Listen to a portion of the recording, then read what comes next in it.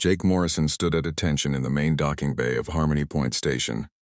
His powered armor hummed softly around him as he watched the alien ship dock for the first time in human history. The metal walls of the station seemed to vibrate with tension. Everyone knew this moment would change everything. Captain Lisa Brooks walked past him, checking her datapad one more time. She looked nervous, which made Jake feel nervous too. If the captain was worried, then this meeting was even more important than he thought. The diplomatic team had been preparing for months, but nobody really knew what to expect from these aliens, called the Zephyrians. The airlock door opened with a long hiss. Jake's helmet display showed the atmospheric readings changing as the alien environment mixed with the station's air. Everything looked safe, but his hand still moved closer to his weapon. Old habits from his Marine training. The first alien to step through the door took Jake's breath away. She was tall and elegant with skin that looked like blue crystal.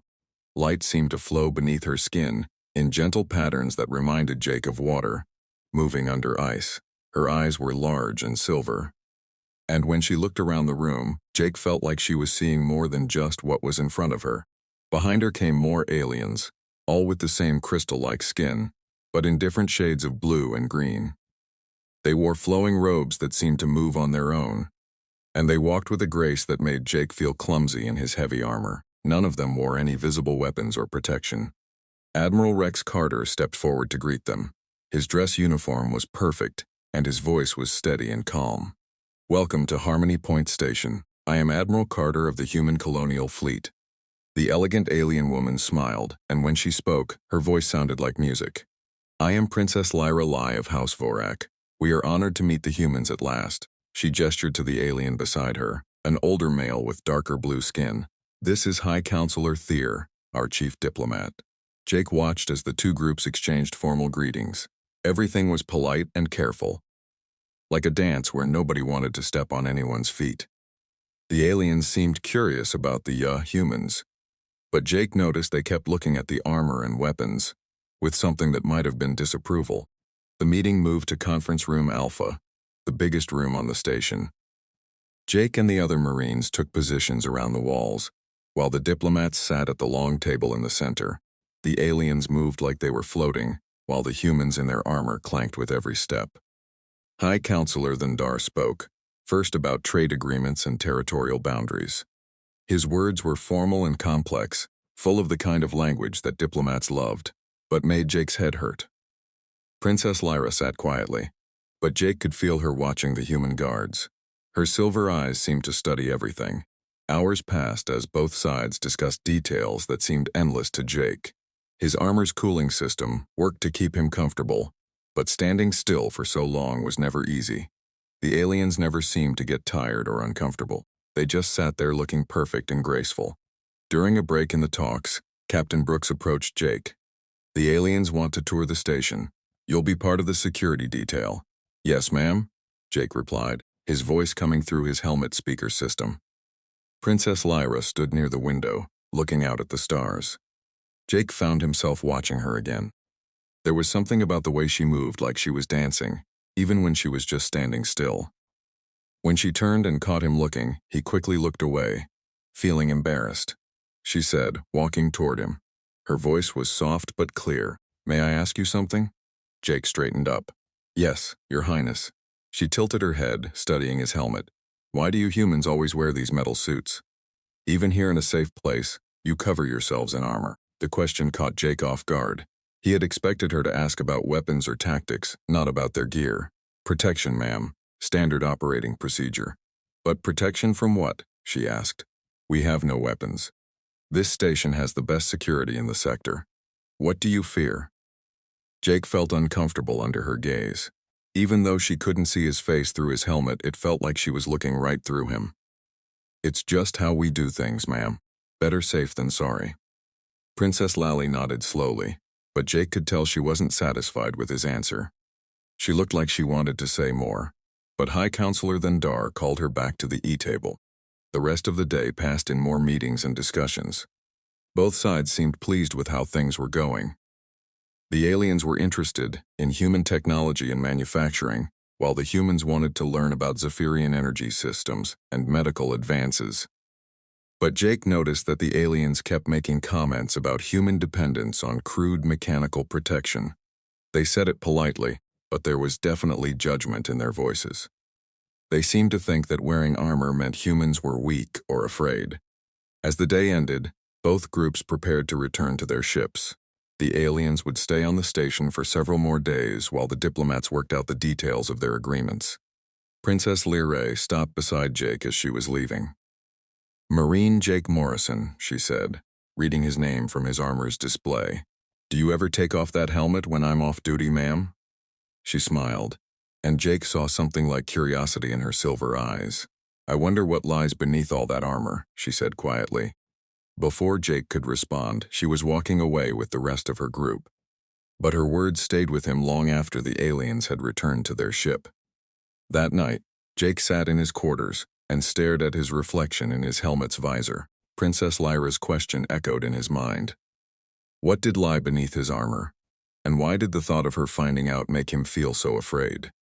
Jake stared at the ceiling of his quarters, unable to sleep. Princess Lyra's words kept playing in his mind like a broken recording. I wonder what lies beneath all that armor. He touched his face through his helmet, feeling the familiar ridges and valleys of scar tissue that he tried so hard to forget. The scars were old now, 5 years since the accident that changed everything. Jake had been working in the mines on Kepler Station with his younger brother Danny. They were just trying to make enough money to get off that rock and start fresh somewhere else. Danny had dreams of becoming an engineer. Jake just wanted to keep his little brother safe. The memory came back like it always did, sharp and painful. The mine shaft had collapsed without warning. Jake had thrown himself over Danny when he saw the rocks falling, but it wasn't enough. The explosion that followed had torn through Jake's face and left Danny buried under tons of stone and metal. Jake had survived, but barely.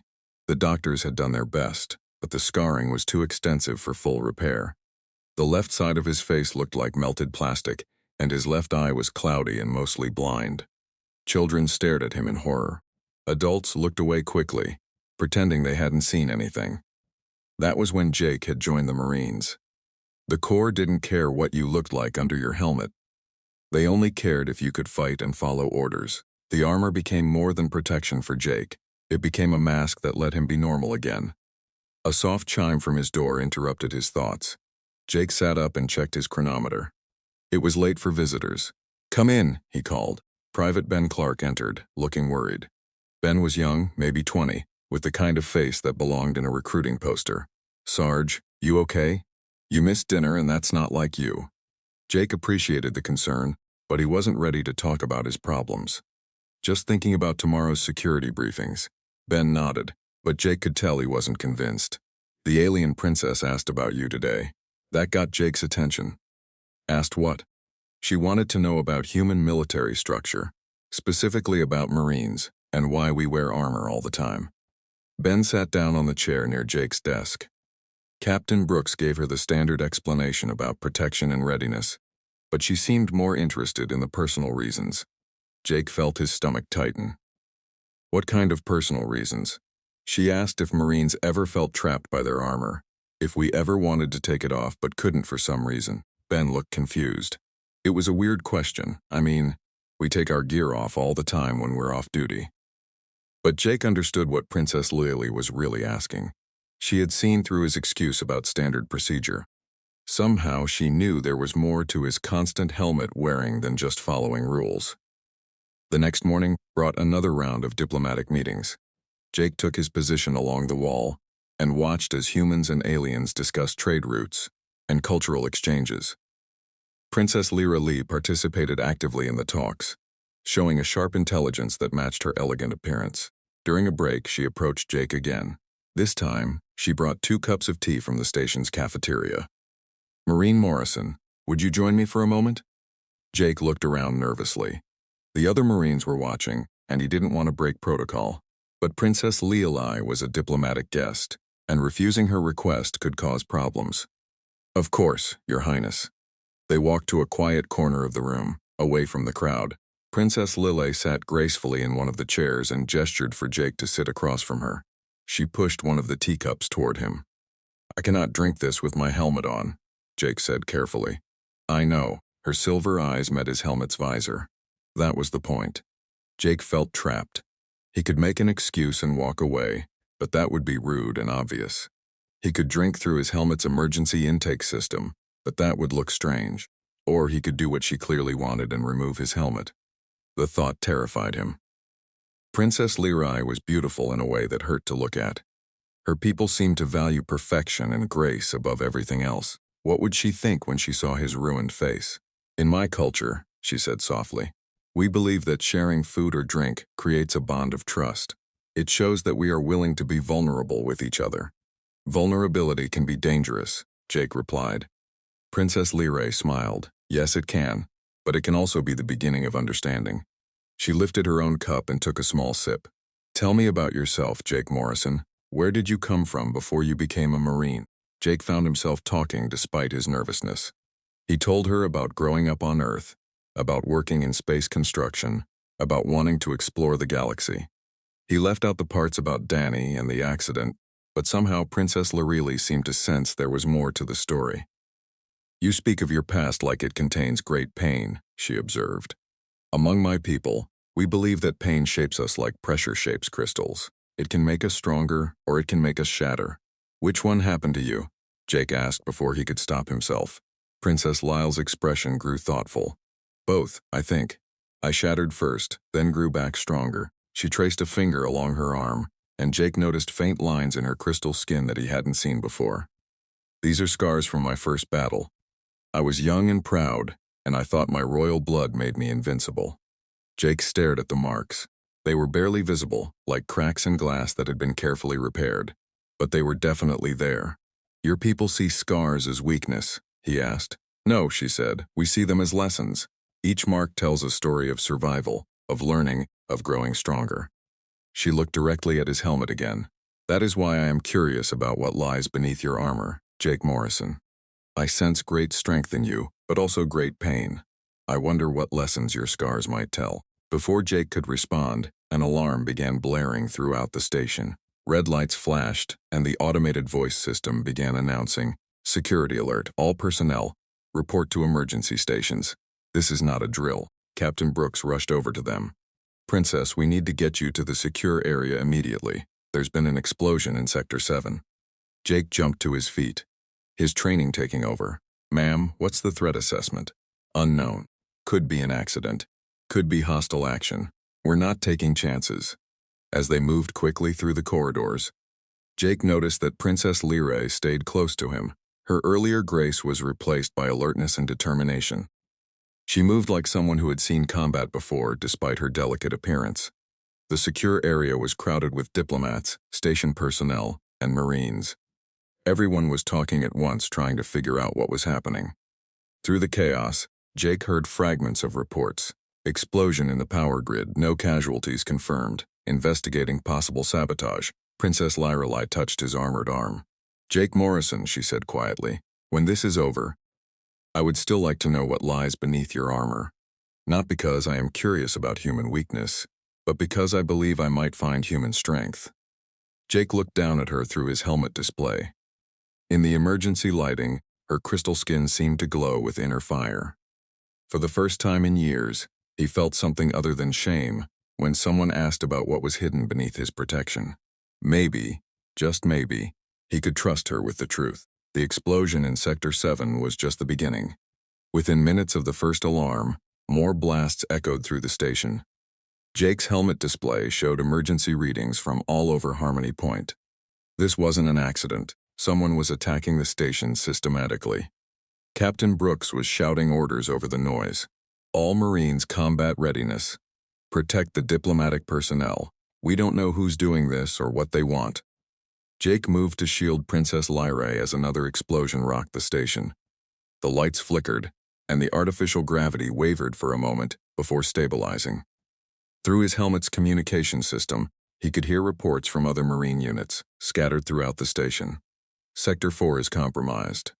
We've got armed hostiles in the main corridor. Engineering report. Someone is trying to access the reactor controls. Station defense systems are offline. Repeat, we have no defensive capabilities. Admiral Carter's voice cut through the chatter. All units, this is Admiral Carter. We are under attack by an unknown force. Rules of engagement are authorized. Protect all diplomatic personnel at all costs. A new explosion much closer this time sent everyone in the secure area scrambling for cover. The blast doors sealed automatically, but Jake could see through his helmet sensors that the corridor outside was filled with smoke and debris. Princess Lyra grabbed his arm. Jake, my security detail was in Sector 4 when the attack started. I need to know if they're safe. Before Jake could respond, the secure area's communication system crackled to life. A harsh voice filled the room, speaking with an accent Jake didn't recognize. Attention all humans and aliens on this station. This is Commander Kane Phillips of the Pure Galaxy Movement. You are harboring dangerous alien contamination that threatens the purity of our galaxy. Surrender the alien delegation immediately, or we will destroy this entire station. Jake felt Princess Lyra stiffen beside him. Her crystal skin seemed to dim as fear washed over her. Around the room, both humans and aliens looked at each other with shock and confusion. Captain Brooks activated her communicator. This is Captain Brooks. Who is the Pure Galaxy Movement? What do they want? Commander Phillips's voice returned full of cold hatred. We are the defenders of galactic purity. Humans and aliens should not mix. This diplomatic meeting is an abomination that will lead to the corruption of both species. End these talks and send the aliens back to their own space, or face the consequences. Admiral Carter tried to negotiate, but Phillips cut him off. You have 1 hour to comply.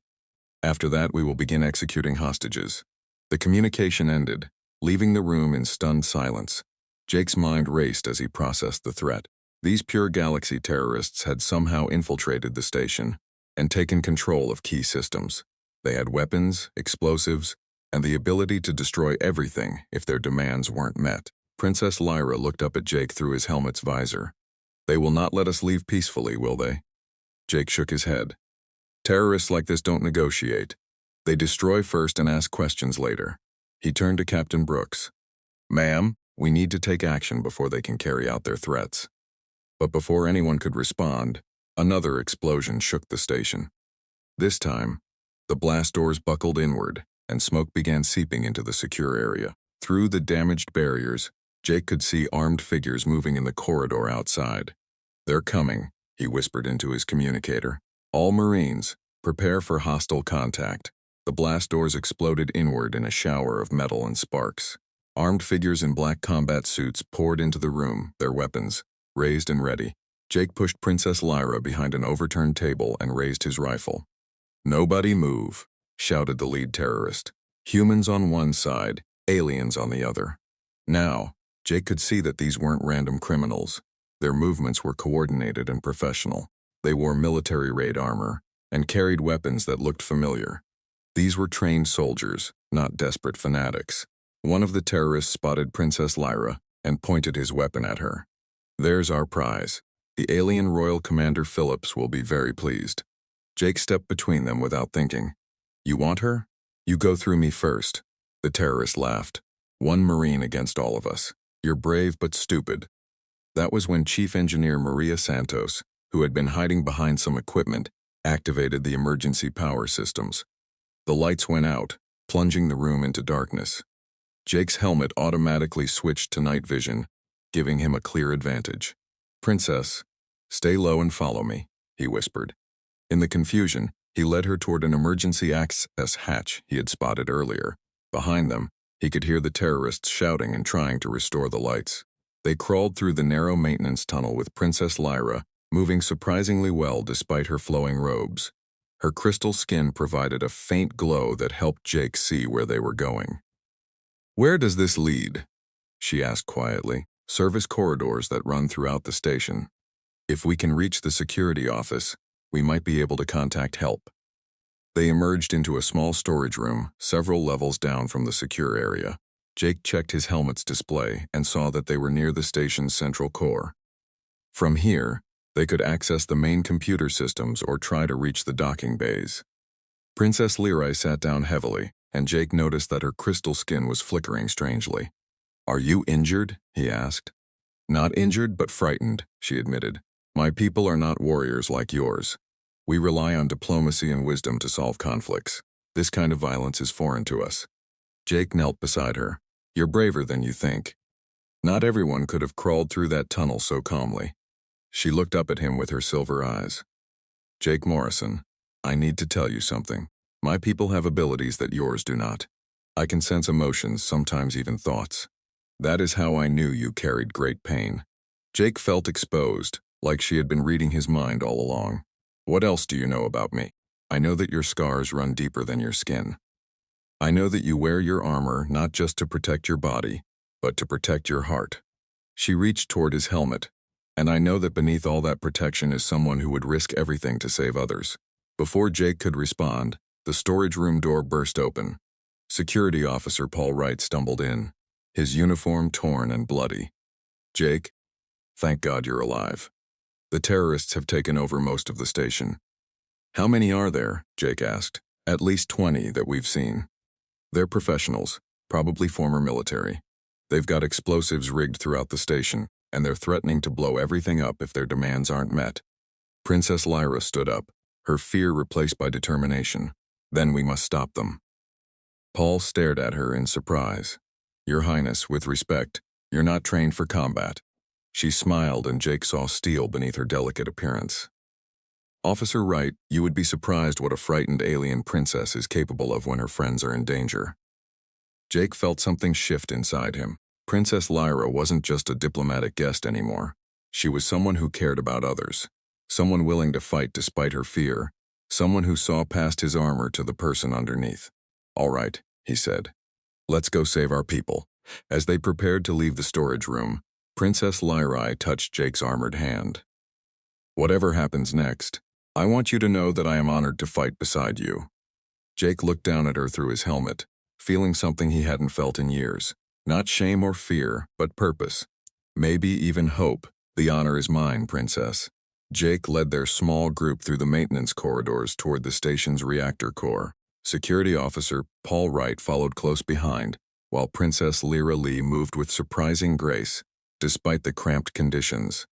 They had picked a Lieutenant Amy Foster and Technical Specialist Ryan Bell along the way, both survivors from other terrorist attacks throughout the station. The power readings are all wrong, Ryan whispered, checking his portable scanner. Someone's been tampering with the reactor controls. If they push it past safety limits, this whole station goes up like a supernova. Jake's helmet display showed the same readings. The terrorists weren't just holding hostages. They were preparing to destroy everything and everyone on Harmony Point Station. How long do we have? Maybe an hour before the reactor goes critical. Less if they decide to speed up the process. Lieutenant Foster checked her weapon and grimaced. 5 of us against 20 trained terrorists. Not great odds. Princess Lyra surprised everyone by speaking up. In my culture, we have a saying, a single candle can light 1,000 others without diminishing itself. Sometimes the size of your flame matters less than your willingness to burn. Jake looked at her through his helmet. Even in the dim emergency lighting of the corridors, her crystal skin seemed to glow with inner light. She was scared. He could see that, but she wasn't backing down. They reached the access point nearest to the reactor core. Through the thick observation window, Jake could see Commander Kane Phillips and 3 other terrorists working at the control panels. Phillips was older than Jake had expected, with gray hair and the bearing of a career military officer. His movements were precise and confident, like someone who had done this kind of work before. He's a pro, Paul whispered. Look at the way he's handling those controls. This isn't his first sabotage operation. Jake studied the reactor chamber layout on his helmet display. There were 2 ways in the main entrance, which was heavily guarded, and a small maintenance access panel that led directly into the reactor housing. The problem was that the access panel was too small for someone in full armor to fit through. I can get in through the maintenance access, Ryan offered. I'm small enough to fit. No, Jake said immediately. You don't have the combat training. If something goes wrong, you won't be able to defend yourself. Then, what do you suggest? Lieutenant Foster asked. We can't just wait here while they destroy the station. Jake stared at the access panel, then at his own armored hands. The answer was obvious, but it terrified him more than any enemy fire ever had. To reach the reactor controls and stop Phillips, someone would have to go through that access panel, and that someone would have to do it without armor. I'll go, he said quietly. Jake, that's suicide, Paul protested. Without your armor, you'll have no protection at all. One lucky shot and you're dead. Jake began removing his armor pieces, starting with his gloves. His hands shook slightly as he worked. Sometimes you have to take risks to protect what matters. Princess Lyra moved closer to him. Jake, you don't have to do this. He paused in removing his chest plate. Yes, I do. Those people in there are counting on someone to stop this. My armor won't fit through that access panel, but I will. As he continued stripping off his protective gear, Jake felt more exposed than he had in years. Without his armor, he was just a man with scars and fears and too many painful memories. But he was also someone who wouldn't let innocent people die while he stood by and watched. The hardest part was removing his helmet. Jake hesitated with his hands on the release mechanisms, knowing that once he took it off, Princess Lally would see his face clearly for the first time. The left side was a twisted mass of scar tissue, the eye cloudy and partially blind. Children had screamed when they saw him. Adults had looked away in disgust. Jake, Princess Lyra said softly, "May I help you?" He looked at her through his helmet's visor one last time, then nodded. Her delicate hands found the helmet releases and gently lifted it away from his head. Jake closed his eyes, unable to watch her reaction. He heard her sharp intake of breath and felt his heart sink. There it was, the horror, the disgust, the pity. He had been a fool to think she might be different. But when he opened his eyes, Princess Lirelei wasn't looking away. Her silver eyes were studying his face intently, and her expression wasn't one of revulsion. It was something else entirely. "These scars," she whispered, reaching up to gently touch the damaged side of his face. "They tell a story of great pain." Jake flinched away from her touch. "They tell a story of failure. I couldn't save my brother." "No," she said firmly.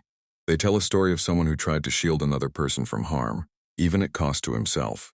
These marks are not signs of weakness, Jake Morrison. They are proof of your courage." Before Jake could respond, an alarm began, blaring from the reactor chamber through the observation window. They could see Phillips working frantically at the controls. Lights were flashing red and the reactor's hum was growing louder. "He's accelerating the process," Ryan said urgently. "We've got maybe 20 minutes now." Jake looked at his discarded armor, then at the access panel, then at Princess Lirelei. "I have to go now." She nodded, but her hand caught his arm as he started to move. "Jake, when this is over, I want you to know something. What lies beneath? Your armor is not ugly or shameful. It is beautiful because it belongs to someone who puts others before himself." Jake stared at her, hardly believing what he was hearing. "Princess, go," she said. "Save our people, but come back to me safely." Jake squeezed through the access panel, his scarred face scraping against the metal edges. Without his armor, he felt vulnerable and exposed, but also strangely free. He could move faster, think clearer, react quicker. The maintenance tunnel led directly into the reactor housing, just meters from where Phillips and his team were working. Jake could hear their voices clearly now. Reactor pressure at 80% of critical. One terrorist reported, 20 minutes to complete core failure. "Good," Phillips replied. "That should give us enough time to reach our ship and get clear. The destruction of this station will send a message throughout the galaxy. Humans and aliens don't belong together." Jake crept closer, using the massive reactor components for cover. He could see all 4 terrorists now, their attention focused on the control panels. His rifle felt strange in his hands without the armor's targeting assistance, but his marine training took over. "Commander Phillips," Jake called out, stepping into view with his weapon raised. "Step away from those controls." Phillips spun around, his own weapon coming up fast. But he hesitated when he saw Jake's face, perhaps startled by the extensive scarring. "Well, well," Phillips said with a cruel smile. "Look what we have here. A broken soldier playing hero." "Maybe," Jake replied calmly, "but this broken soldier is the only thing standing between you and a lot of innocent people." Phillips laughed. "You think you can stop us? You're outnumbered 4-1, and you're not even wearing armor. You're going to die here, Marine." Jake thought about Princess Lai's words about courage and sacrifice, about the strength that came from being willing to protect others, even when you were afraid. "Maybe," he said again. "But I'm going to make sure you don't hurt anyone else first." The firefight in the reactor chamber was brief but intense. Jake's marine training served him well, even without his armor's assistance. He used the massive reactor components for cover, moving quickly between positions while the terrorists tried to pin him down. Commander Phillips was skilled, but he made the mistake of underestimating Jake because of his scars. When Phillips moved to flank him, Jake was ready. A single shot brought the terrorist commander down, but not before Phillips managed to lock the reactor controls in their critical sequence. "You're too late, Marine." Phillips gasped as he lay bleeding on the floor. "The reactor will overload in 10 minutes. Even if you kill us all, you can't stop it now." Jake quickly secured the other 3 terrorists, then rushed to the control panel. The display showed reactor pressure, climbing steadily toward the red zone. Ryan was right. They were running out of time fast. "Jake." Princess Lyra's voice came through his communicator. "Are you safe?" "I'm alive," Jake replied, working frantically at the controls. But Phillips locked the reactor sequence. "I can't reverse it." "Can you shut down the reactor completely?" Jake studied the display. There was an emergency shutdown procedure, but it required someone to manually activate the physical safety systems deep inside the reactor core itself. The radiation levels there would be lethal within minutes, even with full protection. "There's a way," Jake said slowly, "but it's a one-way trip." Through his communicator, he heard Princess Lyra's sharp intake of breath. "No, there has to be another way." Jake looked at the countdown timer. 8 minutes until critical failure. If the reactor exploded, it would destroy the station and kill everyone aboard. Hundreds of humans and aliens, including all the diplomatic personnel, who had come here hoping to build peace between their peoples. "Princess," Jake said quietly, "tell me about your scars again." Her voice was soft when she replied. "They are lessons. Stories of survival and learning and growing stronger." "And what lesson do you think mine are supposed to teach?" There was a long pause before she answered that some people are willing to sacrifice everything to protect others. Jake smiled even though she couldn't see him. "I think you're right." He started toward the reactor core access, but Lieutenant Foster's voice stopped him. "Jake, wait, we found another way in. We're coming to help." "No time," Jake replied. "The radiation will kill anyone who comes down here. I'm already exposed." That wasn't entirely true. Jake had been near the reactor for several minutes, but his exposure levels were still manageable. But he knew that what he was about to do would change that quickly. Jake opened the heavy door to the reactor core chamber. The heat hit him immediately, along with the deep thrumming sound of barely controlled nuclear fusion. Warning lights flashed everywhere, and his communicator crackled with static from the electromagnetic interference. The manual shutdown controls were located at the very center of the chamber, next to the reactor's main housing. Jake could see them clearly, but he could also see the radiation warning symbols posted all around the area. Without proper shielding, he would absorb a lethal dose within minutes. He thought about his brother Danny, buried under tons of rock because Jake hadn't been fast enough to save him. He thought about all the people on the station who were counting on someone to stop this disaster. And he thought about Princess Lyra, who had looked at his scars and seen courage instead of failure. Jake ran toward the manual controls, ignoring the radiation alarms that began shrieking all around him. His hands moved quickly over the shutdown sequence, following procedures he had memorized years ago during his engineering training. The reactor's hum began to change pitch as the safety systems engaged. By the time he finished, Jake could feel the radiation sickness beginning. His skin felt hot and tight, and there was a metallic taste in his mouth, but the reactor was shutting down safely. The station was saved. Jake staggered back toward the chamber entrance, but his legs gave out. Before he could reach it, he collapsed against a support beam, breathing heavily. Through the static on his communicator, he could hear Princess Lyra calling his name. "I'm here," he managed to say. "Reactor's stable. Everyone's safe. Jake, we're sending medical teams down to get you." "Don't," Jake said firmly. "Radiation levels are too high. Give it a few hours for things to settle down." But they both knew he didn't have a few hours. Jake could feel his strength leaving him as the radiation poisoning progressed. This was how it was going to end. Alone in a reactor chamber, having finally done something that mattered. "Princess," he said softly into his communicator. "I'm here, Jake. You asked what lies beneath my armor. I hope you got your answer." Her voice was thick with tears when she replied, "Yes, I found someone who would give his life to save others, even people he barely knows. I found someone who thinks his scars make him ugly, but who has the most beautiful soul I have ever seen." Jake closed his eyes and smiled. "Thank you for seeing me, Jake Morrison. Listen to me carefully. You are not allowed to die down there. Do you understand me?" Despite everything, Jake laughed. "I don't think I get a choice in this, Princess." "Yes, you do. You fought through your fear to remove your armor and save us all. Now, fight through this. My medical team has equipment that can help with radiation exposure, but you have to stay conscious long enough for us to reach you." Over the next hour, Princess Lai's voice was the thread that kept Jake connected to life. She told him stories about her world, about crystal cities that grew from living rock, about her people's long history of healing and growth. She shared her own fears and doubts, her struggles to live up to her royal responsibilities. When Dr. Kevin Stone and the medical team finally reached him, Jake was barely conscious. The doctor worked quickly with both human and alien medical technology to stabilize him. Princess Lyrae was there too, having insisted on coming despite the danger. Jake's recovery took weeks. The radiation exposure had been severe, but the EU combination of human medicine and alien healing techniques saved his life. During his time in the medical bay, Princess Lyra visited him every day. "You know," she said one afternoon as he was finally sitting up in bed, "my people have been wrong about humans." "How so?" Jake asked. His voice was still weak but getting stronger.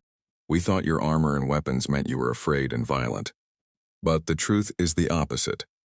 You protect yourselves so well, because you're willing to risk everything. For others, you prepare for violence so carefully because you hope to avoid it." Jake touched the new scars on his arms from the radiation burns. "Maybe we're just good at hiding our fears." Princess Lai took his scarred hand in both of hers.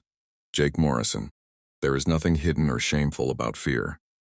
Courage is not the absence of fear.